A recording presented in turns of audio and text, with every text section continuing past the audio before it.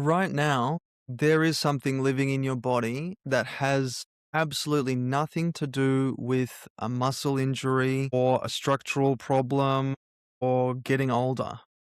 And it might be the tightness in your jaw that never fully lets go.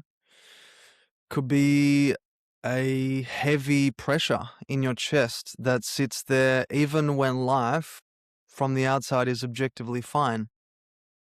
Maybe if you're anything like me, it's hips that seize up and a back that aches and a stomach that knots itself before difficult conversations. It's that heaviness that you carry around with you everywhere and you can't quite explain it or put your finger on it. And look, you've probably tried to address it already the conventional way with physio or massage, stretching, yoga, medication, seeing a doctor, and it helps temporarily and then it comes back. And here's what I want to offer you today. It's not a solution, it's not a prescription, it's a question.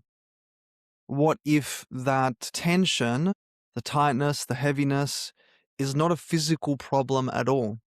What if it is your body doing exactly what it was designed to do, holding on to emotional pain that was never fully felt, never fully processed, never fully released? Because this is what I have lived for so long. For years, I carried so much incredibly painful tension in my hips, my legs, my chest, my stomach. It affected how I walked, how I trained, how I showed up in my work or in relationships. And I went down every conventional route available to me, and nothing changed it at the root because the root was never physical. It was emotional. It was grief I never let myself feel. Anger I swallowed down because I never felt safe enough to get angry. Deep, deep sadness that I pushed past because there was always something more important to deal with. What I've learned through my own healing journey and through years of studying research into trauma, neuroscience, somatics, ancient healing traditions, is that the body does not forget. It cannot forget. It was never built to. It holds onto everything that you are not yet ready or safe enough to feel. And it will keep holding it and it will keep sending you signals louder and louder until you finally listen. And this episode is about learning to listen. It's about understanding why your body holds pain, what it actually is trying to tell you, what the research says about what happens when we don't address it, and how to begin very gently, practically, without needing to rip yourself open, tuning back into what your body has been waiting to say. So stay with me, because what happens when we don't listen to the emotion, to the emotional pain that's living in the body, is it starts manifesting physically. It might manifest as a really tight, clenched jaw that's always like that, and may even flare up and get even more tight at work when you're dealing with a variety of stresses, or at home with family. Maybe it's a really, really tight chest that doesn't open, where it feels like your shoulders start caving in. That certainly happened to me as well. Hips that grip, that seize up, that make it, maybe again like me, hard to walk comfortably. A stomach that knots, back pain that we see out in social media, especially if you're around my age, and just around the collective conditioning around, just be prepared as soon as you hit 30, your body's going to start breaking down. Well, I don't choose to buy into that. I choose to understand why that is being spoken about and what's really beneath that. Because the back pain that physio never fully resolves, or the headaches that come from nowhere, the fatigue that sleep doesn't fix, it all has a root. And it also shows up as a pattern. Maybe in relationships, you keep attracting the same dynamic in different people, the same emotional triggers with different bosses, different partners, different contexts, because the unprocessed wound, the unprocessed emotion is still active. Maybe it shows up as numbing out through substances, through shopping, through gambling, overworking, numbing out through more work, scrolling, all of it, all of these things, all of these behaviors is the body just trying to manage what hasn't been felt. So all of those behaviors are downstream from the root cause. And the gravity of not addressing this root cause is not just about comfort.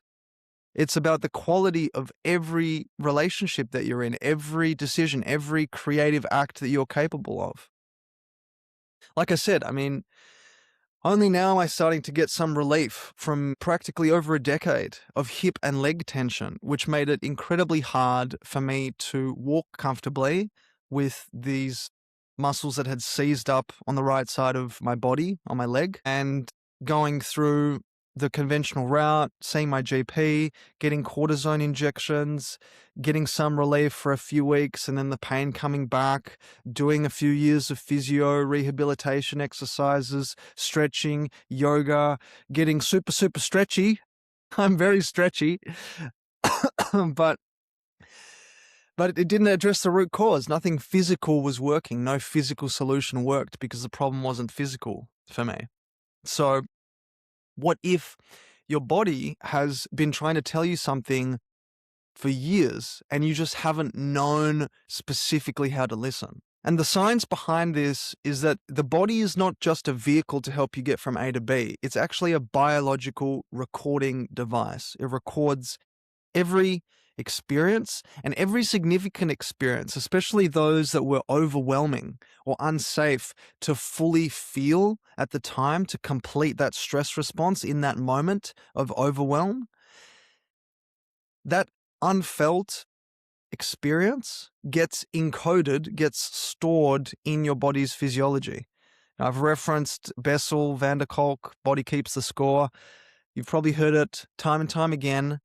But it's worth driving this point home because his research really backs this up. Trauma is not stored in narrative memory. It's stored in the body's sensory, motor systems, in the fascia, in the musculature, in the organs. This is why talking about it alone has its limits. It's super important to talk about it. It's super important for you to be in this conversation with me. I'm super grateful for it because you're expanding your awareness. You're expanding your insight. As my own journey through psychotherapy, talking to mates, brothers, mentors, all of these things. Super, super powerful for expanding my awareness, but awareness or insight alone doesn't address the root cause. Peter Levine, who founded Somatic Experiencing, talks about a stress response when it is initiated but cannot be completed because the emotion was suppressed. Maybe the situation that you were in was unsafe. Maybe there was nobody safe for you to co-regulate with. We co-regulate as human beings around others. If that presence wasn't there, then the energy of that stress response gets frozen in the body. Just imagine this energy getting frozen in your body. It's incomplete biological business, unfinished biological business. The body is literally still waiting. It's like, hey, when are we going to do this? It's still waiting to finish what it started. Stephen Porges as well talks about the nervous system cannot distinguish between a threat that happened 20, 30 years ago and one happening now if the emotional residue of that threat is still stored in the body. So your body keeps sending that same distress signal. The nervous system keeps responding as if the danger is present right here, right now. That's what incoherence actually means in the nervous system. It means your body is running a survival program that no longer matches the current reality. That's why, things seemingly might be going well. You're surrounded by friends, you're kicking goals at work, but you are living in fight or flight. You're in survival mode. That incoherence costs enormous energy, creates chronic dysregulation. All of the body's resources are going towards containing this emotion. And as a result, you're dysregulated, you're incoherent. Heart math talks about cardiac coherence and the relationship between your emotional state and nervous system coherence. When suppressed emotion is active in the body, then your heart rate variability drops, stress hormones go up, and the capacity for you to think clearly, to be able to contribute in that business meeting, or to serve your client, or to connect meaningfully with your partner or your loved one, or to tap into creativity for your business or for your art, completely diminishes. The body is literally less intelligent when it's holding unprocessed pain. You are less intelligent when you're holding on to unprocessed pain. So the body holding on is a form of protection. It's a form of self-preservation. But what was once protective in that moment actually becomes a living prison to operate in. And it feels like a prison. It's felt like a prison for me for so long. I can't remember the last time I felt safe in my body. I'm only now starting to get glimpses of that safety again. And it's beautiful. And I'm grateful for it. But without it, it definitely does feel like you're imprisoned. Now, traditional Chinese medicine has a lot to talk about here, and I want to dive deep into it because TCM, traditional Chinese medicine, has mapped the specific relationship between your organs, your emotions, and your physical symptoms for over 2,500 years. Long before our conventional Western medical system existed. So this isn't woo-woo. This is one of the world's oldest and most widely practiced medical systems. Even the World Health Organization recognizes acupuncture and TCM practices as legitimate medical interventions. Starting with the lungs. The lungs, according to TCM, is where grief, sadness, longing lives. The tightness in the chest and the shallow breathing and the sense of heaviness around your heart, that is very real. It's associated with your lungs. It's exactly what I felt around my grandma, my dear Buna, who passed away almost 4 years ago. And that sense of heaviness from my chest only lifted when I finally allowed myself to fully grieve her passing. It's not just going through the old photos and talking about it and giving a eulogy at a funeral. It's actually sitting in that grief and exploring how much she meant to me and how much she still means to me, and fully allowing myself to process that emotion, that I finally started to breathe a little more easily because that heaviness around my lungs, in my chest, started to lift. The liver is associated with anger, frustration, resentment. I woke up for probably a year on and off between 1 and 3 in the morning because that is the liver detox time, according to traditional Chinese medicine. This anger that I was holding on to lived in the sides of my body, in my torso. Anger towards myself, anger towards family members, and anger is normal, just like every other emotion.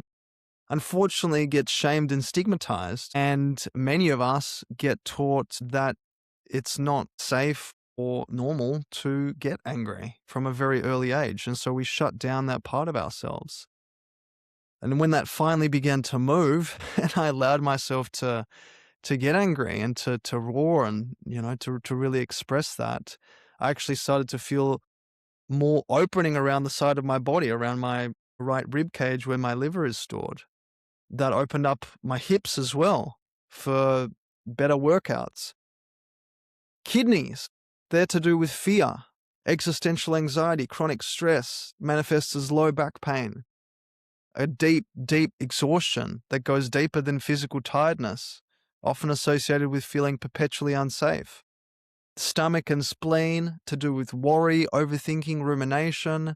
Maybe you get a knotted stomach before difficult situations, or digestive issues that have no clear physical cause.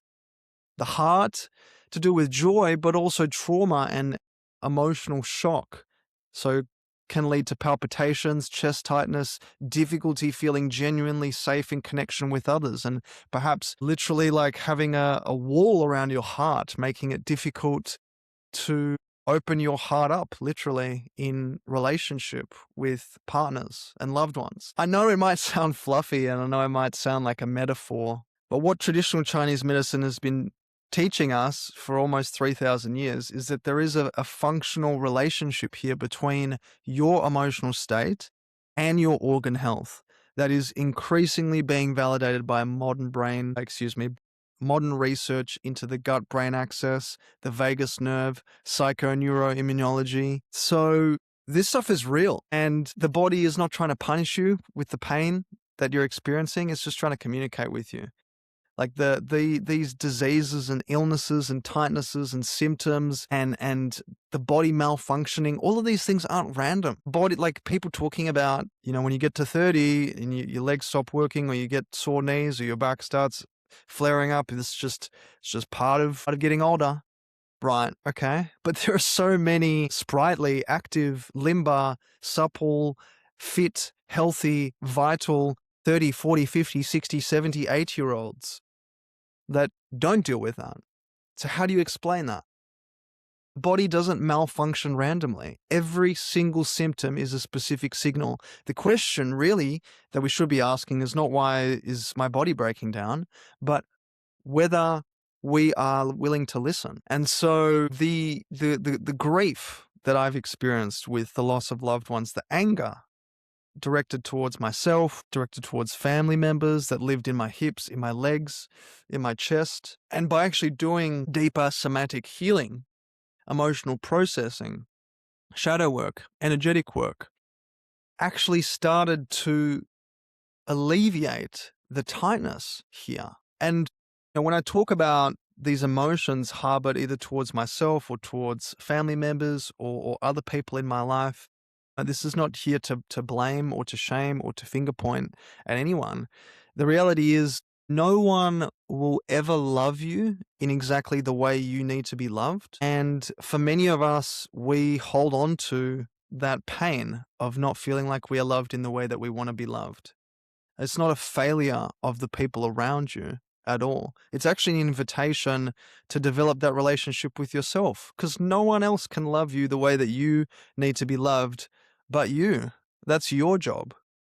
And so this healing work is ultimately self-directed. The body is calling you back to yourself. It's calling you back to loving those parts of yourself that you've suppressed, loving those emotions that we've hidden and brushed under the rug. And so when we actually do begin to listen, when we slow down enough to actually feel what's there, we often find that the pain has a very specific message. It's got wisdom in there. Like my friend and brother Parag would say, it's like a fortune cookie that when we open it, when we unlock that emotion, it has a specific message for us. Maybe it was a boundary that was never set in a relationship with a parent or a partner. Maybe it was grief that was never fully mourned, never fully got to fully feel or experience the unspent love that you had for someone. Maybe it was anger that was never fully expressed because you never felt safe enough to do so. Maybe it was a specific need that was never met in a relationship. Your body is so intelligent. It's the most honest, intelligent platform. It's the most honest source of intelligence that you have access to. It does not lie, and it can't lie. It doesn't perform, and it doesn't wear a mask. That's what we do. But the body simply holds what is true until you are ready to meet it. Now, there are some really very real consequences of not listening and not meeting it. It's those old patterns that keep repeating. It could be in a relationship. It's not that you are broken. It's not that anything is wrong with you. None of that is true. It's because the unprocessed wound is still active, still unfelt emotion in the body. That is still shaping your perception and your behavior unconsciously, because we are emotional creatures. 90% of our decision making is driven by emotions. And so your predominant emotional state, if you're still holding on to anger from the past, that's going to influence the decisions that you're making, right? That's going to influence the way that you show up in your love, in your leadership, in your work, in your connection with loved ones, family members, friends. The same patterns keep repeating, the same relationship dynamic, but with different people, right? Different clothing, different meat suit, but the same fighting, the same conflicts, the same patterns, the same emotional shutdown, the same withdrawal, the same avoidant a pattern playing out. Because the nervous system is pattern matching to the original wound and then recreating that familiar territory. Maybe if it was like me, I had a string of different bosses that I didn't gel with for a variety of different reasons, whether I felt unsafe, uncomfortable in their presence, a lot of bigotry and misogyny and homophobia and racism and discrimination and disregard for the well-being or welfare of their people, of me. And I kept on experiencing that. I just, would jump from job to job, workplace to workplace, but I'd still get a similar experience with a different boss. Have you ever experienced that? It's fucking frustrating. And I know now it's because the body is still carrying, or my body was still carrying the emotional residue of the original authority wound. I'll say that again. The body is still carrying the emotional residue of the original authority wound, which continued to reinforce the belief that I am not worthy of care or respect. And so I continued to attract bosses that confirmed that. Maybe the patterns that keep repeating is the same self-sabotage at the same level of success, because your body doesn't yet feel safe beyond a certain threshold, beyond a certain income target, beyond a certain title at work. Bruce Perry talks about the brain and nervous system are experience dependent. So they're literally shaped by what we've been through. And unprocessed or unfelt experiences continue to shape your perception and behavior until they are metabolized in the same way that we metabolize food. We need to metabolize this emotion. And emotions, to reference Candace Pert's work, are biochemical events. So suppressed emotions don't disappear. They don't just fly off out into the ether. They continue to circulate as neuropeptides through the body's systems. That influences immune function, hormone balance, digestive health, cardiovascular function. So the longer the body holds the pain, the louder the signal becomes.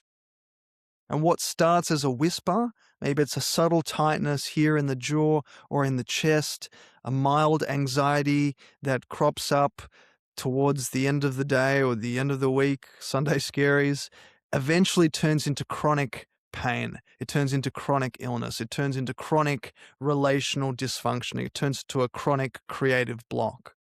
Now, I know this sounds quite doom and gloom. I get it. I get why it might sound like that, but I share this not to create fear, just to really highlight the urgency here, because I believe that the work is available to us. There are so many amazing practitioners and coaches and healers and spaces to get into this work. I truly believe that if we want to experience a greater level of peace and unity and connection in the world, we have to cultivate that within ourselves, because that's the only place that we actually have control over. And I want to give you that opportunity because you deserve it.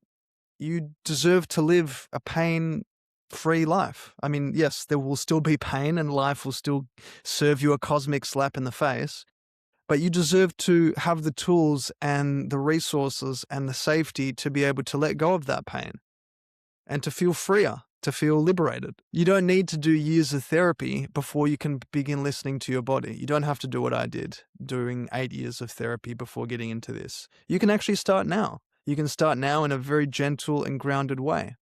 So I want to invite you into a practice right now, closing your eyes, slowing the breath, in for 4 through the nose, out for 8 through the mouth. Simply move your awareness through the body, from your head to your jaw, to your neck, shoulders, chest, arms, hips, thighs, legs, ankles, feet. Don't do this if you're driving. Don't try to fix or change anything, just notice. Where is there tension? Where does the body feel held or braced or contracted or tight? Where does it feel open or free? Once you've located an area of tension or discomfort, just try getting curious about it. rather than make it go away, which is often our initial instinct. And this may sound strange, but ask it. Stay with me here. Just ask that area of tension. What are you trying to tell me? What do you need me to know? What emotion is living here?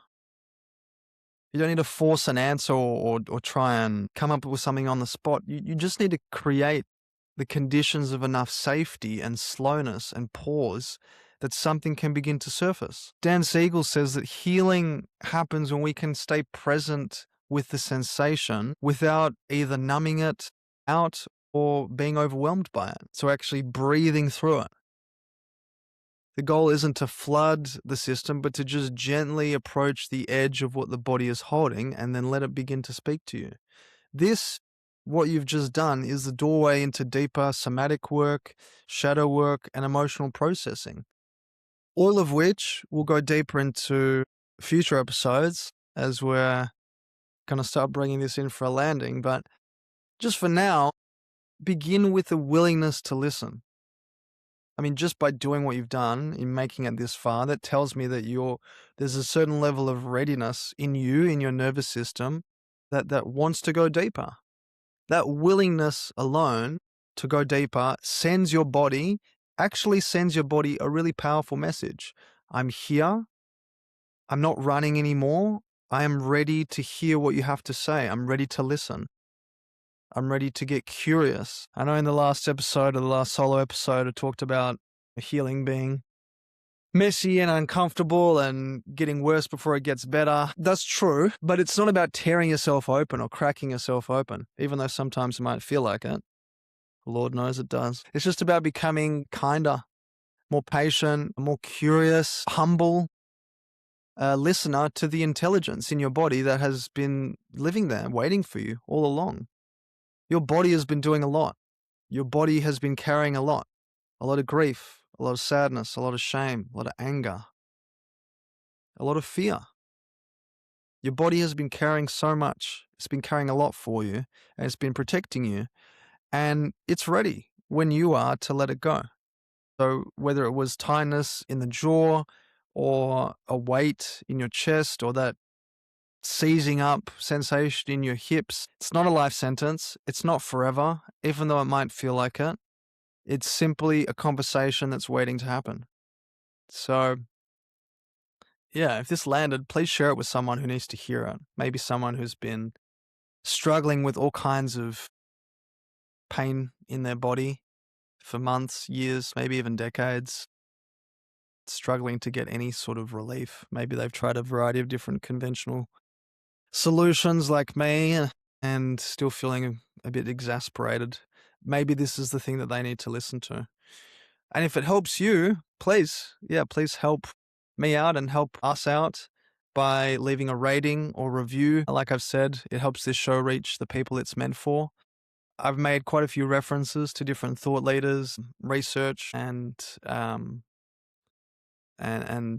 modalities. I'll include all of that in the show notes below. I have a lot of respect for you for staying here to the end and just getting curious. I mean, this is super, super important work. This is your healing. I believe it's the most important work that you do in your life because it actively shapes how you relate to yourself and how you show up in your relationships with your friends and your family and your loved ones. It shows up in how you create and serve in your leadership, in your work. So, yeah, I appreciate you for sticking around and getting curious. I love you so much, and I'll see you in the next episode.